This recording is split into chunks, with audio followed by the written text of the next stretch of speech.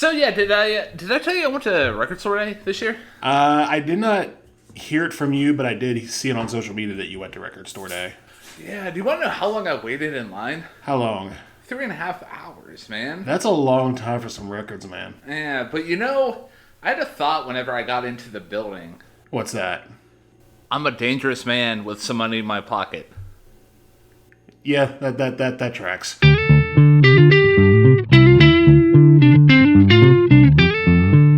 And welcome back, everybody, to the best music podcast on all sides of planet Earth, from Ukraine to Uganda. I am the one. I am the only.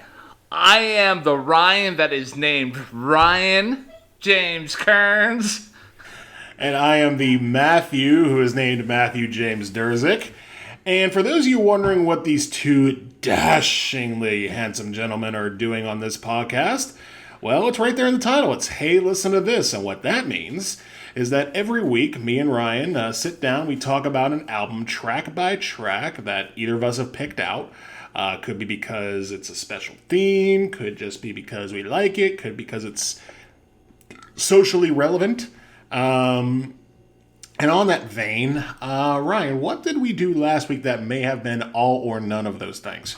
Well, it was definitely more along the lines of like an album that was more Ryan coded. It was an experience that we shared together, not specifically with that album, with that band in general. And that band, dear listener, I mean, in case you just, can't go scroll like one up on your podcasting platform of choice, that band is Manchester Orchestra, and that album was meaning everything to nothing. Walked away from the review. I'm glad that you enjoyed it. Like, it meant a lot to me that you thanked me for that. I don't think it's too often that we walk away from a review and you're like, hey, thank you. Like, right. Yeah, I mean, we generally, for the most part, with the exception of like a couple of reviews here or there, like, we generally have a good time with them. But yeah, what were your thoughts walking away from that review? I thought it was a great album, a very heavy album. Definitely one that's a little bleaker in content than most. Not to say that's a bad thing, but it's definitely on the heavier side of the sociological mind gymnastics it takes to listen to certain rock music. So yeah, like Ryan said, if you want to check that episode out, maybe after this episode or right now, if you feel so inclined to be like, oh crap, they're talking about Manchester Orchestra, I have to see it. Just stop this episode now and come back to it. But yeah, no, that was a good time. And this week we are shifting gears pretty big. Yeah, 24 Karat Magic big, man. Yeah, 24 Karat Magic by Bruno Mars. That was my selection for this week. And before we get started, we have to ask the question: what is a Bruno Mars? Well, if you're asking yourself that right now, well, welcome to planet Earth. It's nice here. Sometimes. See, I kind of disagree with that because, I mean, not the part of people not knowing who Bruno Mars is, but I don't know if they know everything about Bruno Mars. Oh, okay. Yeah, no, trust me, I'm right there with you. I'm sure most people know who Bruno Mars is. I thought you were going to do like a whole planet Earth stick or something like that. Like, actually, we're not on planet Earth. I just start peeling away the skin. No. So Bruno Mars, and I actually literally looked this up about 15 minutes ago. You know what his real name is? Chad Kroger. I wish. But no, we are not covering that band today, thankfully. No, his name actually, believe it or not, is Peter Hernandez. He sounds like a baseball player. Right? Yeah. He sounds like a guy that would play 10 games for the Pirates and spend the rest of his time in, Altoona. Peter Gene Hernandez, as it were, was born and raised in Hawaii. And as his youth, and I remember this from a Rolling Stone article when he first was getting popular, was famous for being a young Elvis impersonator. I can see that, yeah. Yeah, so he was a young Elvis impersonator, and then sometime in the mid-2000s he moved to the mainland America and sought out an adult singing career, as it were. It took him a few years, but in 2010, sort of broke through with his initial record, Doo-Wops and Hooligans. Was featured on a lot of singles at the time, stuff like B.O.B.'s Nothing on You, that one song that goes, it's called Billionaire, I forget who the main artist is. There's a couple others in there, but he also had his own songs like The Lazy Song, Grenade, Marry You was another one. That Billionaire song, by the way, it's on the main artist is Travie McCoy, which I think he's more like his claim to fame is he was like the lead singer of frontman of Gym Class Heroes. Yes, that wonderful band that is such a relic of the mid 2000s that we will not be talking about either. Anyways, you're bringing the salt, man. listen. I went to high school when that stuff was popular, and I didn't get it then, and I haven't listened to it now. So we're not going to go down that road. But Bruno Mars was sort of seen like this sort of like modern R&B type when he first came out, and then 2012 comes along and he sort of shifts in another direction. Because instead of going for modern R&B, he sort of cooks up a lot of more vintage styles on Unorthodox Jukebox. Particularly Locked Out of Heaven, which sounds like The Police. Treasure, which sounds like Kool and Gang. Gorilla, which almost sounds like latter era Prince, I've heard it been called. And that was an album that did very, very well as well. And then, a few years down the line, he releases this album, which is 24 Karat Magic. And it became a big success. It was nominated for several Grammys, won a few, got a couple big hits off of it. And yeah, ever since Bruno Mars, man, he has been a bit of a superstar because you know who he is. And he's kind of known for doing a lot of duets, whether it be with Lady Gaga or Rose, or Rose, I guess is how you pronounce it. I'm not sure. Yeah, I haven't checked out that track either. Well, I haven't checked out that track. I don't know if you have the Rose. I have. It has been burned into my skull for 3 weeks. Is it a good burn or a bad burn? I would lean on the side of good. It's a very catchy song. It's kind of like halfway, but and I know I'm not gonna make this sound good based on my comparison, but on one end of the spectrum you have Hot to Go by Chaperone, on the other side you have Jojo Siwa, and it sort of lands in the middle, leaning more towards Chapel. Okay, I can dig it, man. I can dig it. And of course the other song that's I believe still in the top 5 right now is his duet with Lady Gaga and Die With a Smile. So yeah. Now, before we get to the album proper, and Ryan explains his relationship with Bruno Mars, I'll explain mine. So, as listeners may be aware, Ryan's go-to music reviewer for the better part of the last 15, 20 years is a guy by the name of Anthony Fantano. And I like me some Anthony Fantano too, but my go-to guy has been Todd in the Shadows. He's more of a pop music reviewer. And early on, Todd did not like Bruno that much. Especially songs like The Lazy Song, Lighters is another one I can think of. Sort of a bit of an issue with that. But then as soon as it went to the vintage pastiche on Unorthodox Jukebox, things got a little bit more respectable there. And for me, I just sort of listened to some of those early things. I remember listening to Unorthodox Jukebox a few times when I was in college, actually even really liking that album. And then there's this album, and I specifically chose this album to review because this one does have a little bit of a backstory behind it. A little bit, not a big one. So, there were a couple of friends that I went to high school with, and we were good friends throughout most of the decade. Fell out a little bit in the mid of the decade over some, stuff that I won't get into. So we stopped talking for a couple years. Then, in 2018, we sort of got back together and sort of buried the hatchet. And we decided to take a trip together. And on this trip, my friends were huge into, and they still are huge into, like, jazz. So we would get like, some big band stuff, some more combo stuff. Like I remember the pianist Brad Meldau was listened to quite a bit on that trip. But there were also some stuff left by his girlfriend in that car that we listened to. One of the albums I remember being James Taylor's album JT, and another being this one, which we listened to, I want to say, a minimum of 3 times. So I became very familiar with that album, and I remember liking it then, and since then I really haven't gone back to it, so I figured, you know what?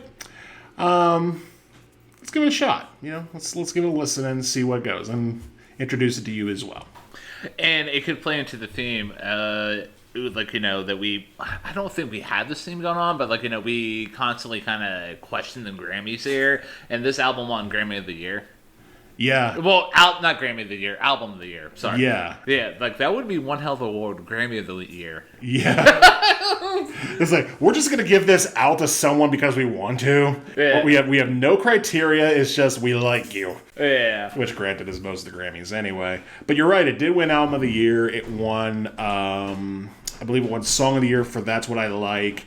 I don't think it won anything else in the major awards category, but I'm thinking it might have won a couple of additional side awards. But yeah, it was a very, very successful album in the year of 2016, particularly with the Grammys. But yeah, it was huge. It won Album of the Year, Best R&B Album. I think it ended up winning 6 Grammy Awards altogether. And a 7th one for audio engineering. So 7 Grammys for this album. So this is a big one. It's a 7 Grammy winner, man. They did win Grammy of the Year. It pretty much. It did win Grammy of the Year. So, yeah. So my relationship with one Mr. Mars, that his first name is Bruno, basically I'm going to keep it short and sweet. One, your story about being familiar with this album thanks to a road trip kind of reminds me of a relationship I have with another album, John Mayer's Continuum. We might cover that album eventually. Okay. Anyways, so yeah, I appreciate that little anecdote there. Growing up in the, well, I was already grown up, not fully grown up, but I digress. You're a man. I was already about to, well, anyways, enough vamping and trying to actually properly classify. By the time I hit 20, and I was in my 20s, Bruno Mars was breaking onto the scene with songs like the Lazy Song and a couple of the singles that you mentioned coming right out of the gate, and I was kind of digging what Bruno had to bring to the table, and I knew that Todd in the Shadows did not care for the Lazy Song. I didn't get the hate. It's just a fun song. Do you not like Happiness? But I digress. So, yeah. And then, you get Unorthodox Jukebox, which had a couple good singles off of there. I don't think I can't tell you a deep cut off of that record. I only know the big songs. And the same thing with this album here. I knew 24 Karat Magic, That's What I Like, Finesse, and I think those are the big things. I think those are the big singles. Yeah, so deep cuts that we're gonna get into. I first time experiencing them. First time experiencing what it means to be chunky.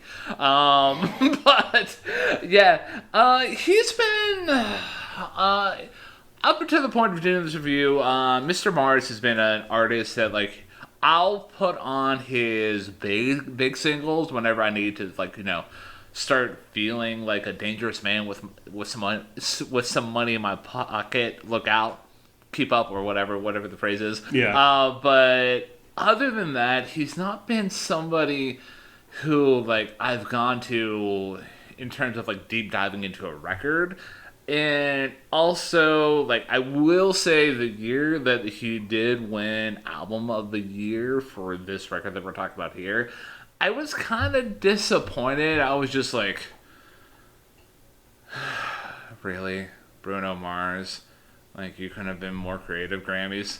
I know who they left out the consideration there. You get the other albums up for consideration were "Awaken My Love" by Childish Gambino, "Damn" by Kendrick, "444" by Jay-Z, and "Melodrama" by Lorde. Like, shake my damn head, man. Am I missing any? Let me double check. Okay. I was looking that up here for that year because I was curious about that myself. Like, what did it beat? Yeah. Could have been worse than the year that Lemonade lost to 25 or T-Pab lost to, Taylor Swift? Yeah. I mean, like, I'm not going to get too much into the weeds about, like, my thoughts about those individual records, but, like, I knew, like, I think that was a moment. Did you mention 444? Yeah, by Jay-Z. Okay, yeah. I think you got them all. Yeah. So, yeah. Needless to say, like, I don't hate on Bruno Mars, but, like, whenever, like, with Die With a Smile came out, I didn't listen to it up until the point I actually listened to the whole record by Lady Gaga. Side note, that's a fun record. Have you listened to it yet? I have not listened to it. I've listened to just the big hits, which are Abracadabra and Die With a Smile. That's pretty much it. You should check it out sometime. I'll try. Hey, you should listen to that. Hey. But yeah, like whenever Die With a Smile came out, I was just like, I'm all Bruno'd out, man. I'm all Bruno'd out of my Mars. Yeah, I can get that because I will say, for as much as I do like listening to Bruno Mars, it's not. He's very much a pop craftsman. He's not necessarily a deep lyricist or a flow spitter like Kendrick or very emotional like a Tyler the Creator. Like he's very much a pop star. And there's going to be a lot of that on this record, I think. So, want to get into it? Yeah! I think it's time we get at her, man. Yeah, it's time we get into some 24 Karat Magic, and appropriately enough, it starts off with the title track entitled 24 Karat Magic. And it starts off with this weird sort of synthy intro, almost like you're waking up to like an alarm clock in the 90s and you're hearing like a radio jingle through a vocoder. It's like, we're going to party tonight. I know those aren't the exact words, but you get the idea. And then it gets into the chorus, which I think is the best part of the song by far, because you get Bruno just sort of doing the jock cock of the walk here and just basically saying, what you're trying to do, with 24 karat magic in the air. And it does have this sort of late 90s feel to it. This almost sort of falls that same category as like This Is How We Do It or No Diggity to a degree. And lyrically and musically, it very much sounds like Bruno is a very rich man. Just basically, he spends the whole song being a cocky son of a bitch. Just basically saying, hey, we're here. We're the party now. What up?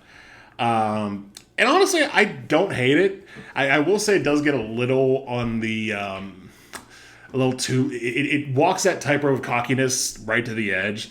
Particularly, I think it's on the second verse where he's talking about, you ugly bitches and your friends or whatever the case is. I'm just like, you didn't need to say that, Bruno. That's not very nice. But aside from that, it's based, I know I said it sounds like late 90s. I also say it kind of almost sounds like a sequel to the biggest hit of his career, which I'm surprised we didn't even mention the intro, which is Uptown Funk. It sounds like a sequel to that, honestly. But it does ride that tightrope between offensively macho and comically macho. The only part of the song I really didn't care for was the half-tempo breakdown partway through. I didn't hate it, but I did think it was kind of unnecessary. It definitely lost the momentum of that really nice groove that they had going. And I think it's a solid opener. It's not my top three. And for the record, I have a top three and a bottom nothing.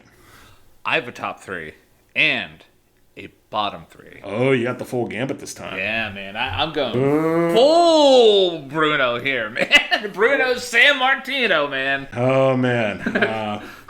You know, it's funny too because you got a top 3 and a bottom 3. There's only 9 tracks, so there's gonna be a lot of action for on your end. So, yeah, like, it's funny that you mentioned the second verse specifically, because I didn't realize this until looking at it right now. You know how that verse begins? How? Second verse for the hustlers, gangsters, bad bitches, and your ugly ass friends. Like, that's kind of lazy, dude. Like, if there's a third verse? What is it? It's like, third verse is for your dogs and your pets and your cats, and then your neighbor's kids, cats, dogs, pigs. Like, but like. Yeah, I mean, I'm not gonna dock the song for that, but it was funny that you mentioned the whole second verse. My relationship with this song, I could best equate it to like how Mr. Fantano described the song in the full album review that he did on his YouTube channel. Like, this song is basically like, this is Happiness, the song. Like, do you like happiness? Like, this song is here for you. Like, you may not want to think about the lyrics so much, you just might want to vibe. But yeah, I'm here for it all the way. And I knew somebody once in my life. I'm gonna keep it as vague as possible, and I'll tell you after the review. Okay. But that did not like this song, and I judged them for their inability to appreciate happiness. So, and later on in life, I found out that she did not like happiness. I digress. So, there you go. But yeah, for me, like, this is probably one of Bruno's, like, strongest songs, and it's one hell of a way to open up an album, especially with, like, that intro that you described. Like, it sets the party all right. And, like, I know that this song is very much a wedding reception kind of song, and I can almost guarantee that it's been used maybe as, like, a bridal party intro, or, like, like, oh, hey, we're gonna kick everything off on the dance floor, everybody. Like, that this is very much coded like that. Right, like, after everything is done with, the father-daughter dance and the first dance between the bride and groom, or groom and groom, or bride and bride, we don't judge. Oh, yeah. That it's like, okay, now everybody comes to dance floor, and this is the type of song you put on. I that's actually a really good description of that. Is it in your top 3 by chance? It is. And it takes the cake, man. It is the cream of the crop. Really? You have this at number 1, starting out strong with this? Number 1 with a bullet with a gun in it, man. Wow. Also that phrase, bullet with a gun in it. But, yeah, it's just, not outside of the vibes, like, it has what I like to call the Billie Jean effect. And what I mean by the Billie Jean effect is, if you take, like, any random instrumental part here, it could be used as a bass line to create another song. Like, each part is specifically crafted in such a great fashion. And then underrated part that I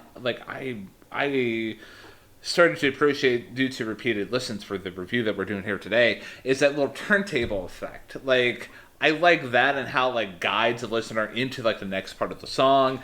I didn't mind the, like, come down and then build back up that you mentioned, that you said, like, that was the one part that you were just like, on. And every single time the dangerous man with some money in my pocket line comes on, I just laugh.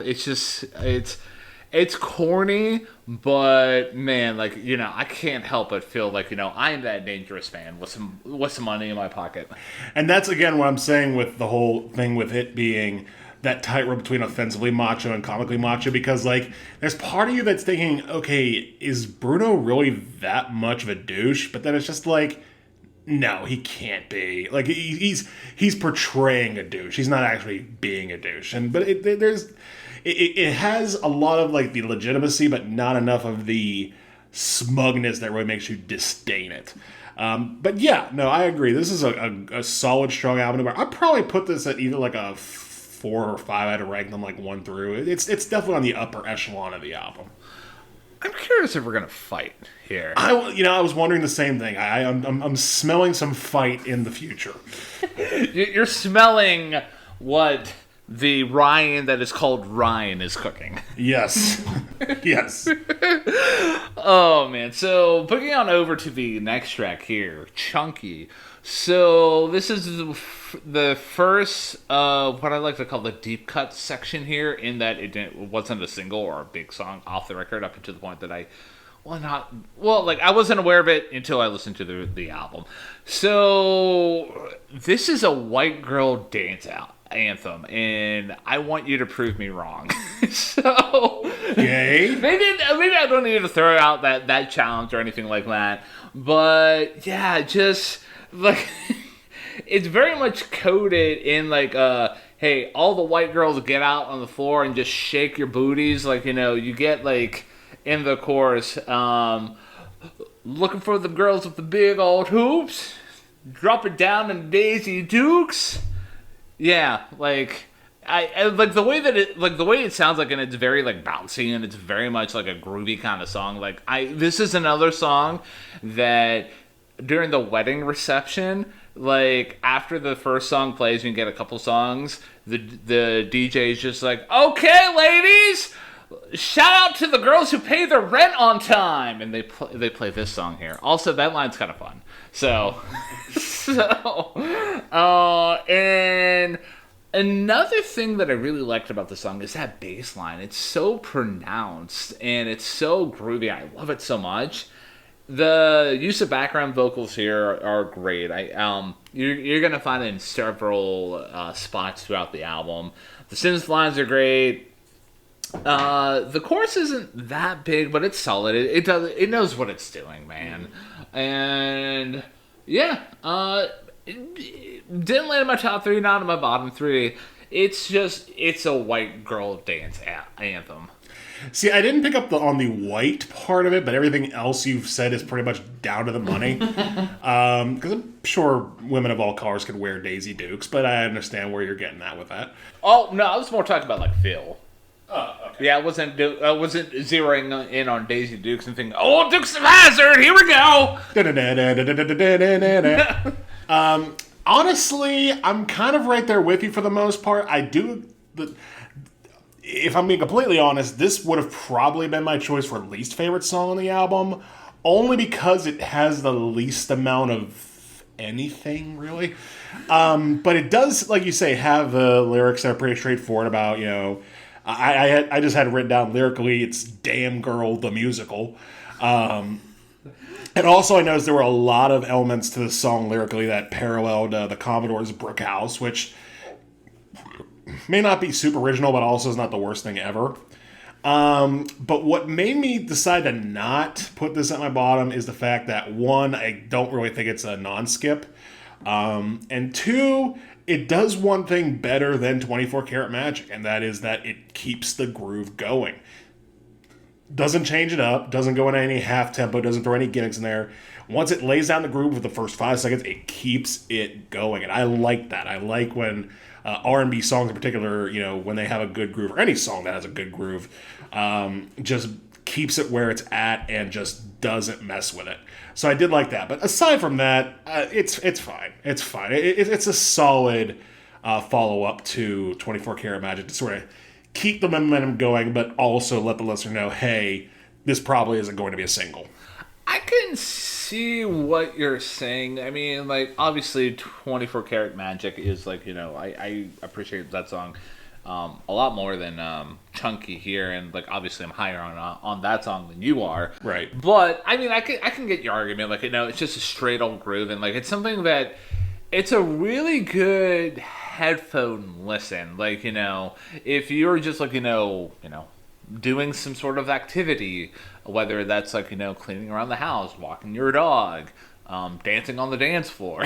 like this song can really just like, can get your body grooving and in like a very organic sense.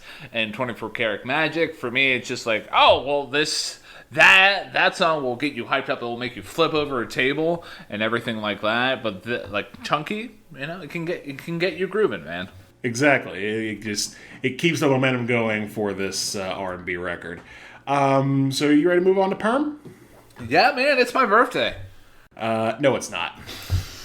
But you still look good though. So Perm. Fun fact about this song, I would say, going back to that story about the trip to New York, this is probably my least favorite song on the album. This was, 7 years ago when this happened. I thought that it was a little too cocky. Listening to it now, I realize that's kind of the point, because if you listen to this song, you know that he's going for basically a James Brown type song. He's going for the James Brown pastiche. And in that context, cockiness works, because if you don't know anything about James Brown, warning, there will be some graphic content, but please do look him up and realize that he was in fact that dude. For better and worse.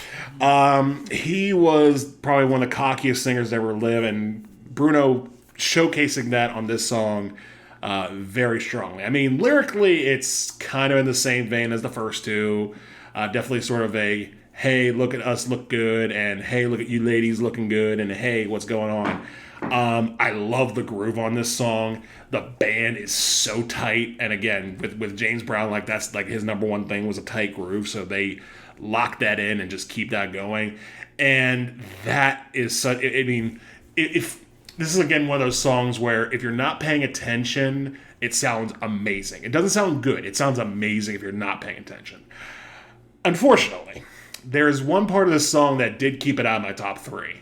Can I guess what it is? What is it? Is it the activate your sex line? No. Okay. No. That is a weird line, but that is not what kept it out of my top three. What kept it out of my top three are those weird car horn noises on the hook. Those should have been real horns, man. Like, again, again, the groove is so tight, and just sort of have this weird digital like, like, come on, don't do that. It didn't knock it down to the point where it was bad, but this is gonna be the first time, and I'll spoil it now. There were a lot of songs on this album where I said to myself, this would have been a great track if not for blank. And in the case of it, it's that. It's those real horns. Because otherwise, this is a good album track. A really good album track. Just based on execution. Again, lyricism for a pop album like this is not like of the highest order, but it does what it needs to do. Yeah, and I would say like this track here, I didn't pick up the car horns as much as you did, and that could go into the theory that we like sometimes discuss here, where like if there's one thing that sticks out to you and you just can't ignore it, like it can. I don't want to say sink a track, but it can definitely affect your opinion about the track. And for me, the only thing that really prevented this song here from dropping into not dropping into, but popping into a top 3 spot was the activate your sex line. Like, that is just so cringe. I almost wanted to throw up when I heard that, man. And that goes along, I think that goes along with the discussion that you've been laying out on the table, saying like, Bruno has the ability to be very cocky and he kind of can get up to that edge. I feel like the activate your sex line, for me, that's 1 foot over the edge. Like, come on, dude, that's weird. Come on. And, like, if you think about, like, another song of his, Uptown Funk, like, there's cringe lines there. And I think that's who Bruno is as a whole. And you mentioned the whole James Brown influence. Like, I never listened to a James Brown record in my life. Don't judge me. I haven't, honestly, I haven't either. I've listened to his hits, and just from that alone, I can kind of get it. Yeah. Also, like, I live my life by, like, not judging people for the content that they don't consume. Because if people are like, oh, you haven't seen this, or you haven't listened to this, have you ever even had a cheeseburger? Calm down there, Bruno. Anyways, getting back to Perm here. Yeah. Outside of the activate your sex line, one thing I really did like about this song, and I might have to revisit this take later on in our review here.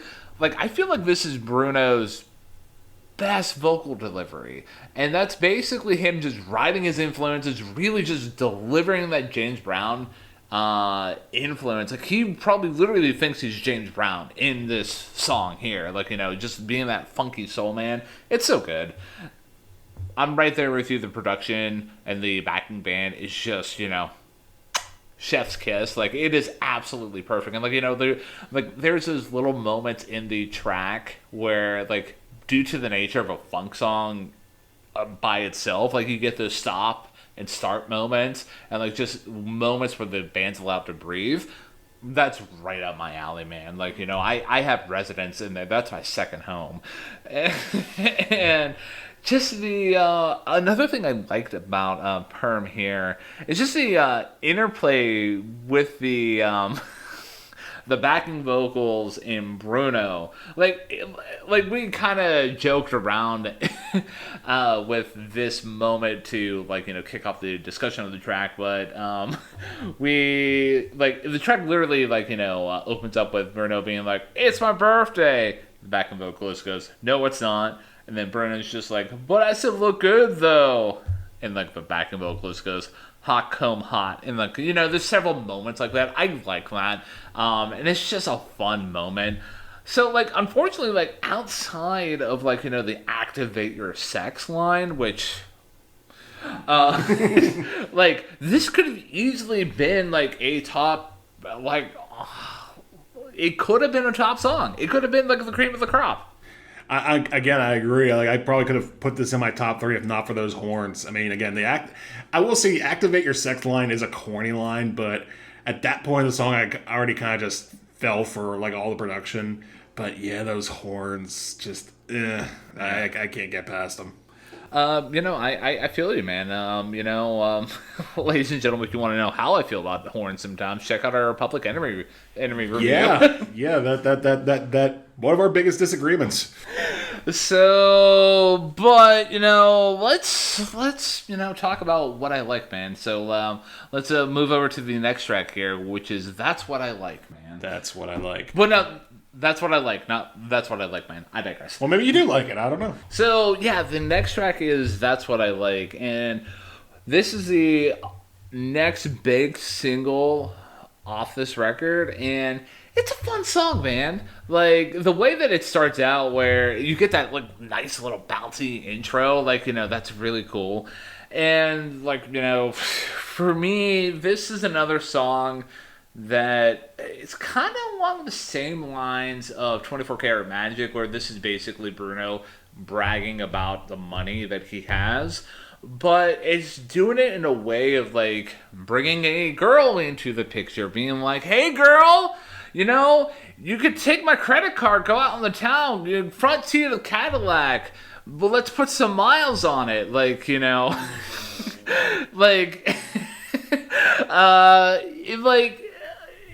It incorporates those elements, and the chorus, I really like the chorus. It's another fun chorus. I'm curious to hear your opinion about it, because thinking about it right now, it does halt the momentum of the overall flow of the track, because you get the nice little bouncy thing, and then it's just oh, now we're gonna go side to side and everything like that. And the production here overall is really solid, and I really did like the execution of the upbeat emphasis. I thought that was really good. And I was a fan of the drum machine here. I feel like it was used effectively, in that it leads you back into certain sections of the song overall. And the finger snaps in the chorus, that was an excellent touch. One thing I will say, though, that I picked up on this whenever I was doing my last spin through of the track, the whole concept of the chorus, especially at the end, because you get him saying we're talking about all these luxurious things, strawberry champagne on ice, but then that's followed up with "lucky for you. That's what I like. That's kind of a douchey thing to say, man. Like, you do all this thing, all this praise, and say, hey, everything's for you, you get the world. And lucky for you, that's what I like. And if I didn't like that, man, we are not going to be, being chunky on 24 karat magics, man. I don't know. Like, I try to make that land, but I did not, miraculously. So, that being what it is, like, I will say, though, overall, this song did land in my top 3. It is number 2. Number 2 for you. Number 2. I'm being a basic bitch right now. That's okay. It's a pop album, so sometimes that's the feelings that come through. Yeah. However, it is not in my top 3. I do like it, though. I would say among all the other songs on the album that didn't crack my top 3, this was probably the closest, and mainly because it didn't really do anything wrong. Because I think the verses are solid, if not like super memorable, because basically it's a solid R&B groove. Lyrically, Bruno Mars continues to be a rich guy. Talk about all these things that, all these fancy things. And I did appreciate you picking up on the whole lucky for you, that's what I like. Because I thought about that, and it sort of like lingered in the back of my head. Because I'm thinking, lucky for you, that's kind of a weird line, but I really couldn't put 2 and 2 together. I thank you for doing that. Musically, though, do like the hook. And to sort of talk about your thoughts about it losing momentum, I want to call this hook an effective anti-drop, because the verses sort of have like a more of a typical R&B backing with the drum machine, and then when it takes that drum machine out and replaces with the snaps, it doesn't lose momentum, but it does sort of tone things down and sort of switch things up. Yeah. So it's not like a big anti-drop, but because it doesn't like build up to it, but does pull things back in a way that does work a lot. I did like that. And I do like the percussive underlay on the chorus, which does sort of, like you say, focus a lot of like upbeats and being very syncopatic. I really like the bridge on this song, because I thought that the vocals from Bruno were some of the best on the whole album. When he goes, da, da, da, da, da, like, it's so good. But aside from that, it didn't really super stand out to me. Like, this is a song I can appreciate if it ever comes on. Like, oh yeah, I like this song. But not to the point where I'm like, oh, this song. It's a solid song. And definitely on the upper half of the album, kind of along the same lines as 24 Karat Magic, but not my top 3. 2 things. One, I'm right there with you with Bruno showing off his vocals during the bridge. Like, that is just really good. It's really refreshing to hear what he can do with his vocal range. Like, I was a huge fan of Perm, but I think that's more for the energy. This is more on skill and talent in terms of just like the obviously the range, for lack of redundancy there, or for the sake of redundancy. I digress. And also, I feel like this might be a funny story here, but, I'm going to tell it anyway, because, I feel like, this is a very lighthearted podcast today. And I feel like the reason why that's why I like so much, is when I got promoted to be an ASM at Home Depot, this song was in constant rotation because this was my celebration jam. I'm like, yeah, man, I got promoted, and I just got married not too long ago, and I'm gonna use all this money to make sure my relationship with my wife was good. Yeah, so that's basically it. I had a basic bitch brain. Buy all the strawberry champagne. But yeah. You're ready to move on to our Versace on the floor and figure out why Versace is on the floor and who put Versace on the floor? I thought you were about to go full Eddie Murphy and Trading Places. Who put these cools on my floor? But no, Versace on the floor is, it's Versace. Figure I'd make another movie reference while I was in there. This song, oh man, this is probably the most frustrating song on the album for me, because I really like it at its base, especially the opening with the keyboard being very like soft and very comforting in a sense. It's very 80s light. Like, this is something you'd hear from like Luther Vandross. or something like that. Very, very, low, quiet R&B. And the way Bruno sings matches it perfectly. Like, it starts like a very, very good facsimile of a late 80s, early 90s Baby Maker jam. And then the chorus kicks in. And it's good, but they freaking overproduced it, man. They just went too hard with the drums and the echoes and the reverb. If they had just pulled that back and played it straight with just like a very simple light backing and maybe built that up later, it would have been so good, but they blew it. And I also wasn't a huge fan of a key change at the end of the song because I thought the way things was just fine. Like, it wasn't terrible, but I was just kind of like, meh. But yeah, I again, if they just played this as straight as possible, made it like a true like 80s style soft bed jam, it might have cracked my top 3. But once that sort of like super physically crazy chorus comes in, I'm just like, there it goes. It's out of the top 3. Not my bottom 3, obviously, because I don't have one. But yeah, and lyrically, I mean, come on, it's a song about Versace on the floor. Why do you think it's there? It's because they are about to do the sex. They are about to activate their sex. Yes, they are about to activate their sex lines. So, yeah, I agree with you. I wasn't a fan of the production as well. I felt it to be incredibly hollow. Like, like you mentioned, like, they overproduced it. Like, maybe they overproduced it to the point that they just blew their load, for lack of a better descriptor there, and it just became just a hollow a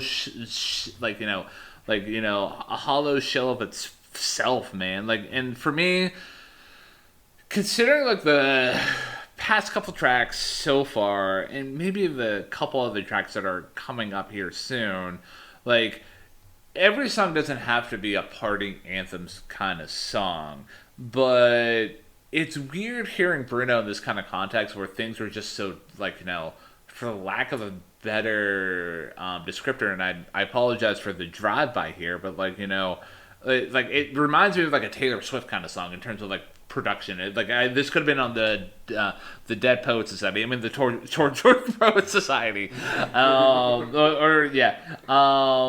the Department of, anyways, poets. I mean, you could have just said Midnights and probably got away with the same metaphor. Yeah, true, but like the production, it really sucks, man, and maybe I don't listen to enough sexy music. But this wasn't doing it for me, man. Like, this reminded me of, like, you ever see you probably get the reference, like, in Superbad, the character McLovin, right? Yes. Like, this is sexy music for guys who are like that. This is sexy music for McLovin. This is on McLovin's sex tape. Yeah. Like, you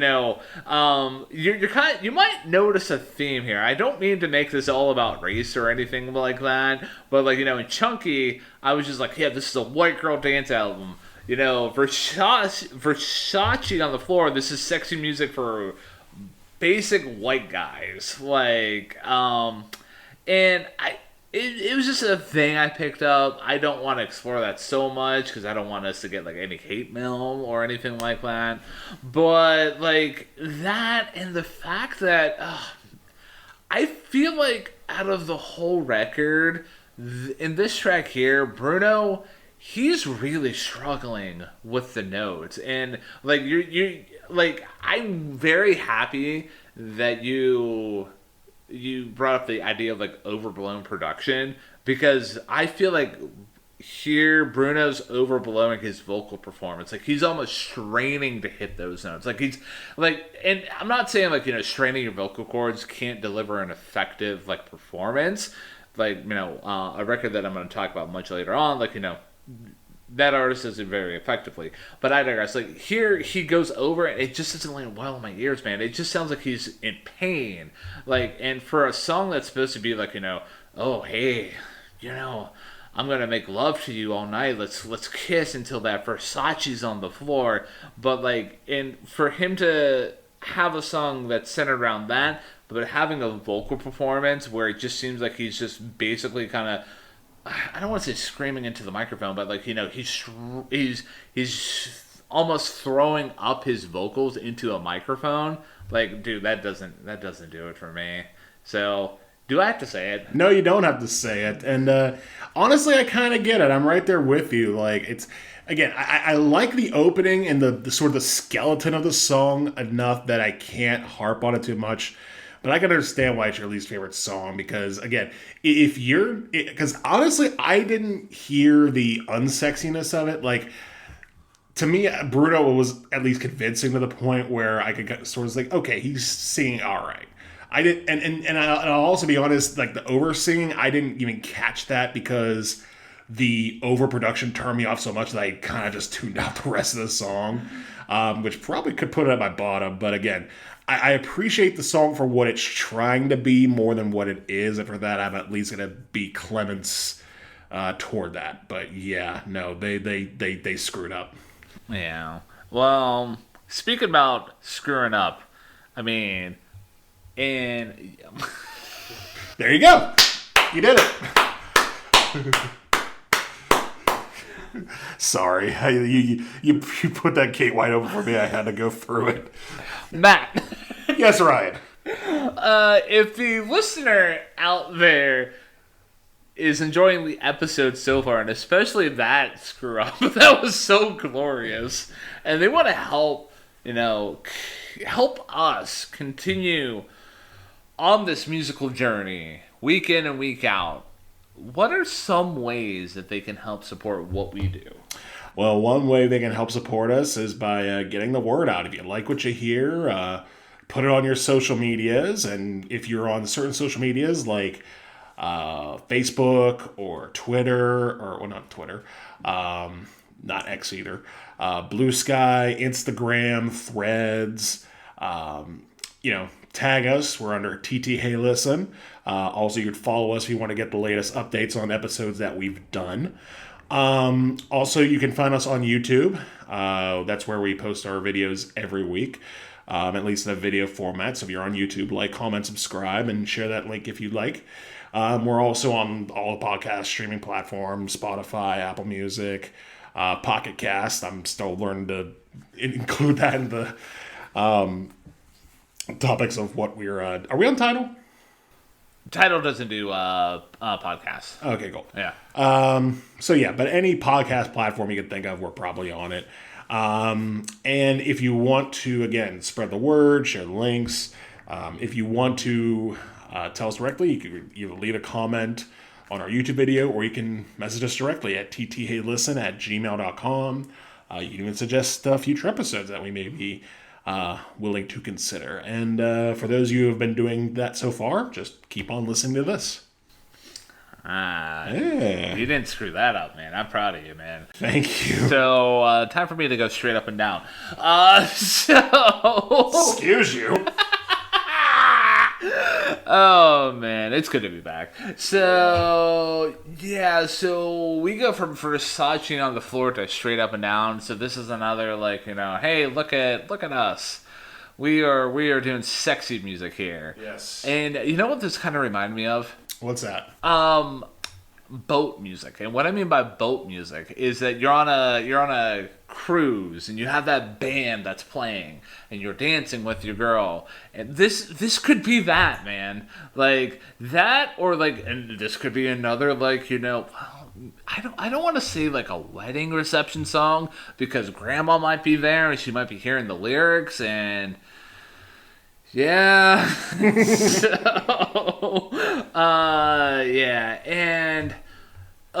So it's funny, earlier in the review, we talked about Bruno's ability to go up right to that line of being a douche. and the first step over that line was Activate Your Sex. I feel like with these two tracks here, like he's a couple steps over that line. Like some of the lines here, like they don't land well. Like they're cringe, man. Like the booty celebration line, like oh my god, dude. Like again, maybe I need to listen to more sexy time music. It's weird considering my music listening habits are basically walking the dog and doing dishes and driving, so maybe it doesn't land. Anyways, like outside of like the corny lines and like the basic kind of like moments here or there, like I will say though I do like the backing vocals in this track. They are effective, and here we have a production that's significantly, I don't want to say significantly better, but it's much improved compared to Versace on the Floor. Like things are a lot more like filled out and everything like that. And I do like outside of the corny lyrics, like the overall kind of feel, it's fun. Like I like the whole idea of going side to side.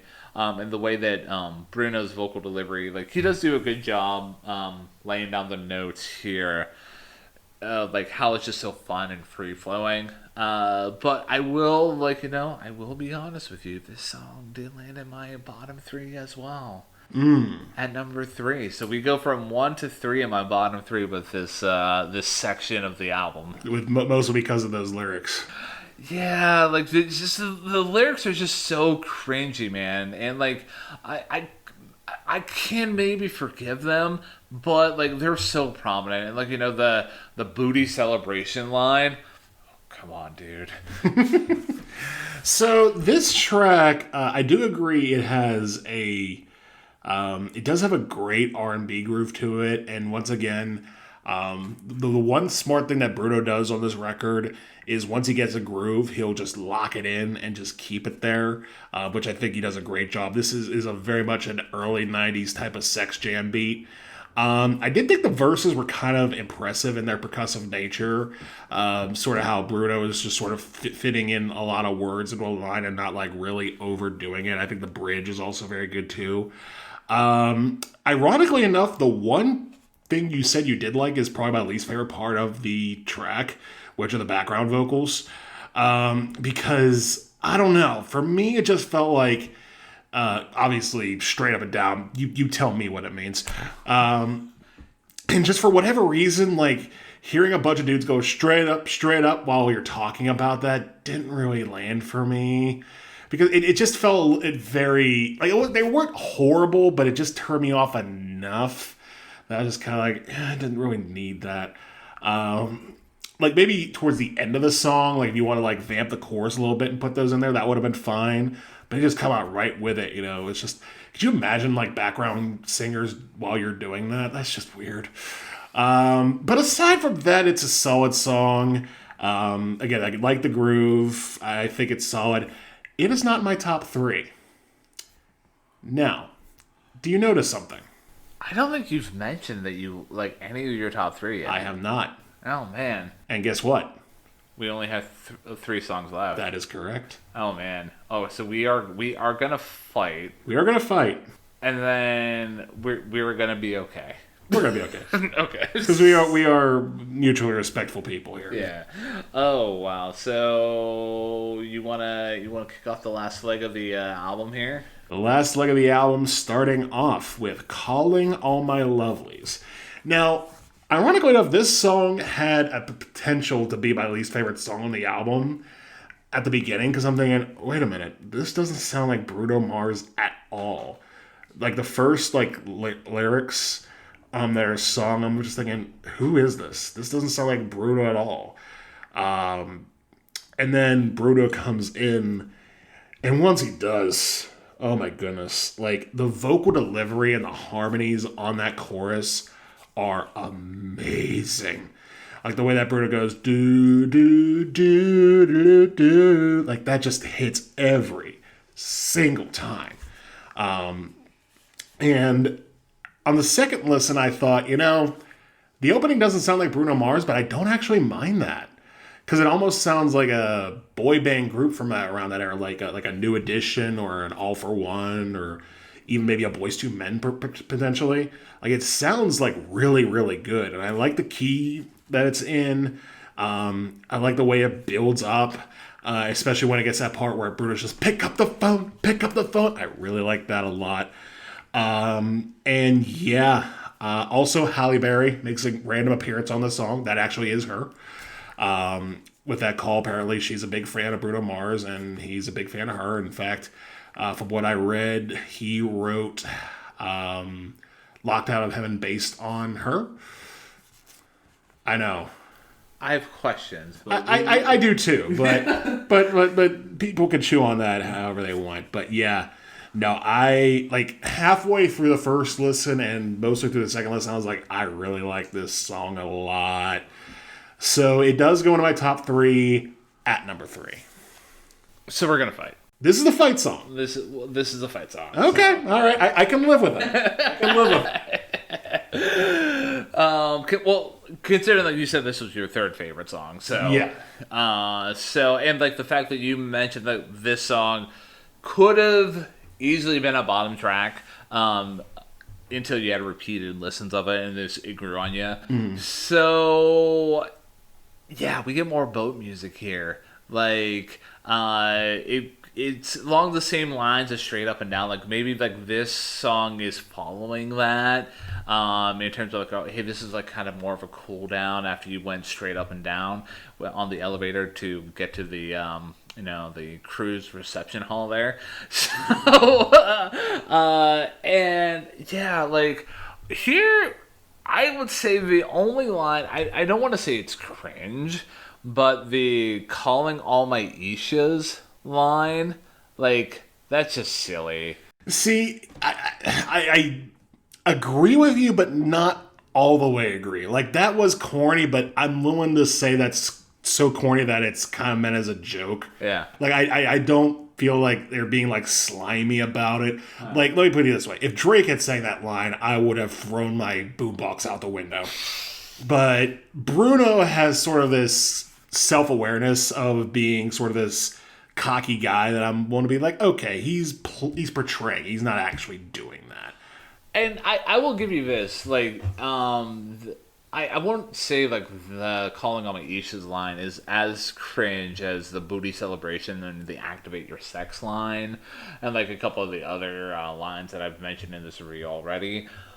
But I will say, like, just song kind of drags for me after a while. I didn't pick up on the impact on the harmonies that you did in this track, and like one thing that kind of really did sink this song further down from Straight Up and Down is the fact of that synth line. Like it's pretty distinct, it's pretty hollow, and it's pretty distracting. Like, for a song that's supposed to be like, oh, hey, like, supposed to get you in the mood and, like, supposed to be, like, make you want to groove. Like, it's just, like, somebody being like, that was the best way I can equate it, man. Go ahead. I was going to say, I think I know what you're talking about. I'll have to go back and listen to it because I might have had that same thought at one point while listening to it, but whatever it didn't stick with me to the point where I was like, "Rrr." But yeah, that goes into the discussion that we had with Perm. I don't want to say locked into the car horns, but you heard the car horns. It impacted your view on the track. For me, it was that synth line. Gotcha. Like, and I would say if it wasn't for that synth line, maybe this song maybe would not be a bottom track. But I mean, it does exist. So like, until Bruno Mars does a Kanye West and decides to redo this album, which I don't think he's gonna. Like, it's almost like 10 years old at this rate. But yeah. A couple other notes. I'm glad that you gave context to the whole Halle Berry voicemail thing. It wasn't needed. Like, I don't need to hear about Halle Berry in a track, and how like she left a voicemail for Bruno being like, oh hey, this is Halle Berry here. Like I get it within the context, but I didn't enjoy it. And yeah, just overall, like, the song kind of drags. It's my second least favorite song. Yeah, no, about the Halle Berry thing, I will say, if there was one moment where I feel like Bruno does sort of overstep his douchiness, it might be that one, that part with Halle Berry, because the song's basically about how, hey, if you don't call me back and, show me your love for me, I got a million other girls waiting for me. And to throw out Halle Berry as one of them is just an arrogant move. Like, I'm just thinking, come on, man. You're already laying on thick. You don't need the assist on that. But at the same time, I didn't, hate it. So, yeah. To me, those vocals are, I remember going back to that trip to Rochester, New York, not PA, that I just remember the hook on this and the vocals really stick with me, and then on repeat listen this time around, I was just like, man, this takes me back. So yeah, I will say on a different day, you could probably put either That's What I Like, probably That's What I Like in place of this, but for right now as it stands, I got Calling All My Lovelies at number 3. And that's perfectly acceptable, man. So, yeah, do you like my shirt, man? I do like your shirt. It's dripping in finesse. It is dripping in finesse. So mine's dripping in beer, but that's in its own finesse. There you go. Yeah. So yeah, finesse. It's the penultimate track on the album here, and oh baby, we're so back. This is good Bruno Mars for me, because I don't know if you picked it up, but we hit a speed bump with those previous 3 tracks. So it went 1, 3, 2 in terms of my bottom 3. So yeah, that middle section was rough for me, but yeah, we get Bruno back in what Bruno does best in terms of embracing funk soul grooves. I'm a huge fan of that drum beat, the way that it kicks off the whole track here. That's Chef's Kiss. And also especially in the chorus, where you hear that percussion in the background, that echoey kind of I don't know what the actual instrumentation is. You can probably tell me whenever you give your thoughts on the track, but I thought that was an excellent touch. The chorus here is probably one of the smoothest off of the whole record. And again, we get into wedding reception music here, because this is the point where after Chunky, the DJ is just you know what? Hey guys, grab your girl, and if you guys are tripping in finesse, this next song is for you, and kicks right into it, man. But and also I do appreciate the use of backing vocals here. It's very great. It's just an overall good song, and I can't think of one cringe line here, and I'm glad, because the song kicks ass. It's probably I would like to see Bruno explore this side of his artistic repertoire more often, because I know you heard it in Locked Out of Heaven, you heard it in Perm, and now you hear it here, which is just a pure funk soul kind of thing, without going too overboard with Uptown Funk or 24 Karat Magic. It's an excellent song, and yeah, we completed my trilogy here, because I'm a basic bitch when it comes to this album. Yeah, this is my third favorite, dude.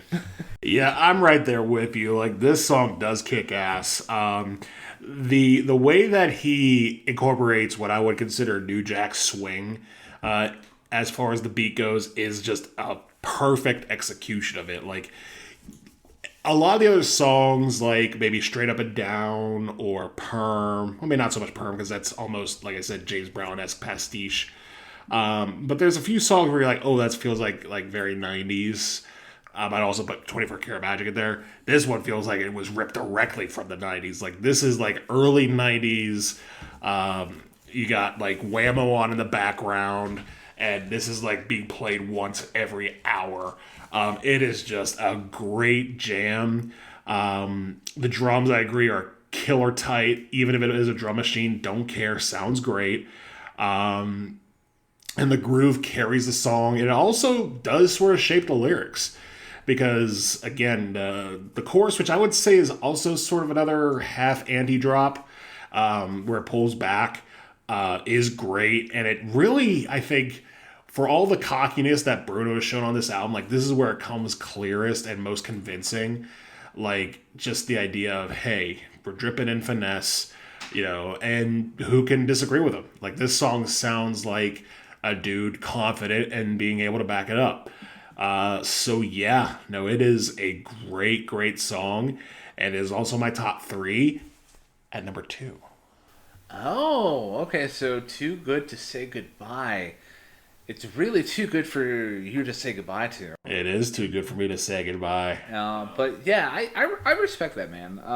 So yeah. All right. So like this last leg of the album really did it for you, man. It really did, and I'm ready to go right into it if you're cool with that. I'm gonna roll out the red carpet because you're dripping a finesse. Because man, you just got a perm, and it's too good to say goodbye. Oh man, I can only imagine me with a perm. That would look I don't even know. That would look chef's kiss, man. Are you sure about that?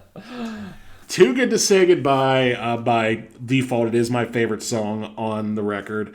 Obviously for those listening, but why is it my favorite song on the record? Well, to me, it has Bruno's best singing on the record, because he sounds very clear. It just he doesn't BS it. Like, it feels like on 24 Karat Magic or Perm, or even Versace on the Floor, he does kind of like try a little too hard to like push a narrative. Like here, this is just a straightforward R&B song, and it has his clearest, best vocals on the record. I love the synth opening, sort of like it has a very end credits feel to it, almost like you're playing an N64 or something, and you get the final scene. Also, Babyface, R&B singer throughout the 90s. He's on this track as a background vocalist. I didn't realize that until the second list. I was like, that makes way too much sense, because Babyface was a very like smooth R&B singer.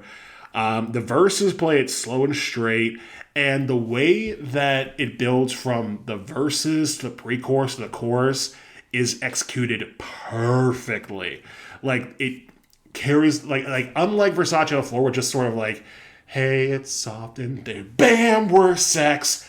Here it just builds on a very consistent and calculated and very well done basis. It allows the pre-chorus to get to that chorus where everything sounds so good, and the way the chorus finishes with that little chord change and Bruce saying, just too good to say goodbye, goodbye. Every time, it's so good.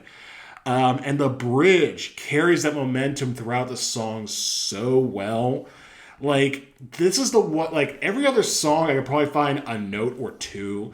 Like how, I've already mentioned the notes on all the other ones where I was like, I didn't like that. And even on Finesse and Calling On My Lovies, there were moments where I was like, not quite. Here, I have nothing bad to say about this track, and that's why it's at number 1. I'm glad, man. And, like, obviously we ran out of runway for me to, for us to really fight, and for me to be like, hey, I'm right there with you. Right. This is a middle track for you. Yeah. And, like, I do appreciate Bruno's delivery here. It's a really great vocal performance. I think if I listen back to it maybe one more time, I can really dig into like the overall like execution that you mentioned of like the verse, pre-chorus, chorus, just the overall flow of it. Like I would probably pick up on that, and I did appreciate that though overall. Probably a little less than you did, obviously, because this track didn't end up in my top 3. Overall, though, it's a really good song. It's a really good way to end off the album. Not a very thematic album in its own sense, but it's a pop album in the mid-2010s by Bruno Mars. What do you expect? If you can't go to Red Lobster expecting Olive Garden, even though they're by the same restaurant company, Right. but it's they're two different things. But just overall though, I did appreciate the overall production. The instrumental hits on it were fantastic, and I did again the backing vocals here were really good, and the whole call and response dynamic. That's put that in a cookie and give that to me right now. But yeah, just overall a really good way to end off the album, and it kind of proves that Bruno doesn't need to do finesse 24 karat magic, or that's what I like, those kind of fun songs to be impactful. This is a perfectly good song in its own right, so yeah, I appreciate it for what it is. Yeah, I obviously I appreciate it a little bit more than you do, but I'm glad you don't really have anything bad to say about it, because it's again it's such a brilliant song, at least execution wise, and for a pop album, that's really all you need at the end of the day is good, strong execution. Is it nice that you have really powerful lyrics from time to time? Obviously, yes. But that's not what Bruno Mars is. Bruno Mars is an R&B singer making R&B music for as big as audience as it can. And again, to me, this track, no notes. But you want to know what a note I have is? What's that note? It's the fact that we can say those sweet, sweet, sweet words, man. We did it. We did it, man. We went up to Bruno Mars and we were like, what does it mean to have 24 karat magic? And we discovered what that meant. We discovered what 24 karat magic is. And perhaps it was the friends we made along the way.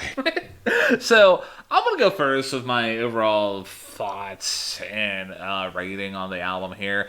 It's a good album. You get fun singles. I'm a huge fan of all the big tracks, and even a couple of the deeper cuts. I know I was trolling with the whole "Activate Your Sex" line, but songs like "Perm," the White Girl Dance anthem with Chunky, and "Too Good to Say Goodbye" were really good deep cuts. And I see what I thought about the middle of the album. That was a speed bump for me, and I'm curious to check out other Bruno, other stuff that he's done.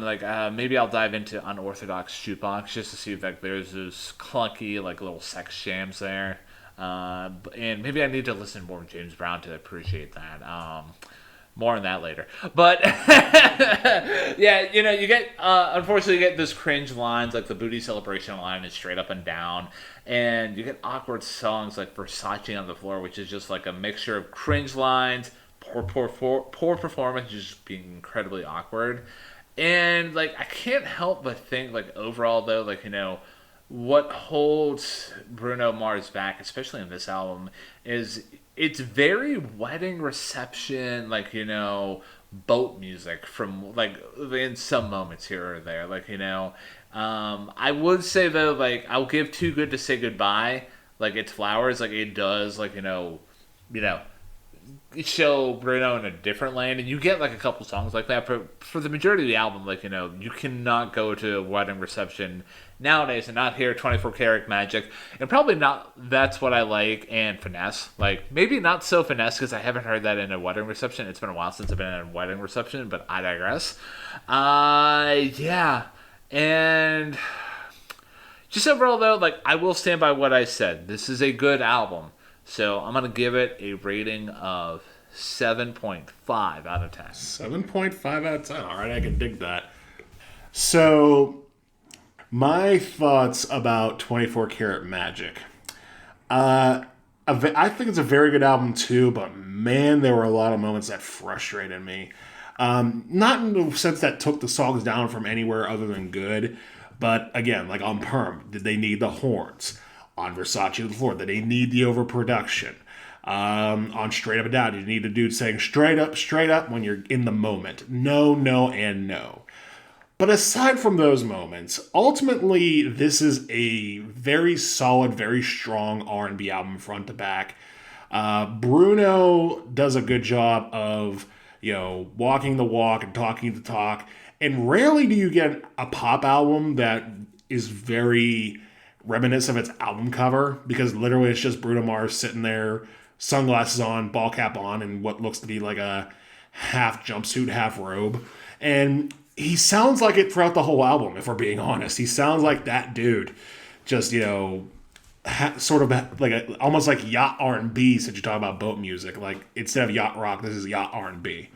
But honestly, I liked it a lot. So I am going to give 24 Karat Magic a little bit higher than you. 8 out of 10. So you give it an 8. I give it a 7.5. So that averages out between the two of us to make this overall album rating for Hey Listen to This 7.75 out of 10, because math works, everybody. So for me, we're gonna go with the theme in terms of next album recommendations, with me being a basic bitch here in terms of just how I've approached this review. Apparently, I'm gonna recommend I'm gonna recommend an album that this album, the 24 Karat Magic, beat out for album of the year back in the year that it won the Grammy of the year. But and I've recommended this album a handful of times before. It's becoming a running gag, I guess, in my own brain. But that would be the Childish Gambino record, "Awaken My Love." Very fun. R&B funk laced album, and I was listening to it a little bit today, and the vocal performances are really, really phenomenal. Not so much of big pop singles, but there's a lot of the DNA elements that album shares with 24 Karat Magic. So. And my recommended album, it's an easy choice for me as well. It's going to be going back one. It's Unorthodox Jukebox by Bruno Mars. An album that has some great songs on it. The underrated Young Girls, the all-time great Locked Out of Heaven, Treasure's on there too. Even When I Was Your Man's all right. It's solid. Gorilla's solid as well. It's been a long time since I've listened to that album. I know I've listened to it front and back, and I'll have to revisit it at some point. But yeah, that's my recommendation, is Unorthodox Jukebox by Bruno Mars. So, ladies and gentlemen, and for anybody who identifies as anything in between, if you enjoy 24 Karat Magic and you are looking for a next album recommendation based on me and the Ryan that is called Ryan's Taste, and the Matthew that is called Matthew's Taste, we recommend "Awaken My Love" by Childish Gambino and Unorthodox Jukebox by Bruno Mars. Yes. And speaking of next albums. Yeah. It's your turn. Yes, it is my turn. And I'm going to pull a "I'm the Captain Now" card on you here. I'm not going to give you a choice. Oh. Because, Matthew, we have unfinished business, you and I. We have unfinished business. Yes. Are you ready? I'm ready. So, earlier, I do believe it was this year or at the end of last year, we reviewed an EP. You know where this is going. Oh, I know where this is going, but continue. So that EP was by one Justin Vernon of Bon Iver fame. That EP was "Sable." Well, in that review, we talked about how there is some speculation that there was more to the tale here. There was more coming. Well, guess what? There was, everybody. We did it, Joe. And yeah, so next week we're gonna be reviewing the new Bon Iver album project thing. It's officially called Sable / Fable. But yeah, so that's our next week's review, man. Sable Fable. Sable Fable by Bon Iver. All right, I'm looking forward to the conclusion of this this Bon Iver journey. Yeah. So. But yeah, ladies and gentlemen, if you've not checked out that record, Sable Fable by Bon Iver, make sure you check out that album before next week's review. And honestly, we did cover I don't want to say the first part of it because there's much more to Fable than Sable. But we did do the review on Sable, so on this podcasting platform that you're listening to us on right now, go check out that review to get more context. And tune in next week for the review that we're gonna dish out and completing the story here. If you really want to go crazy, listen to the EP, then listen to our review of the EP, then listen to the album, then listen to our review of the album. If you really just want to go ham, but in regards to this review, man, it was just too good to say goodbye. So why are we?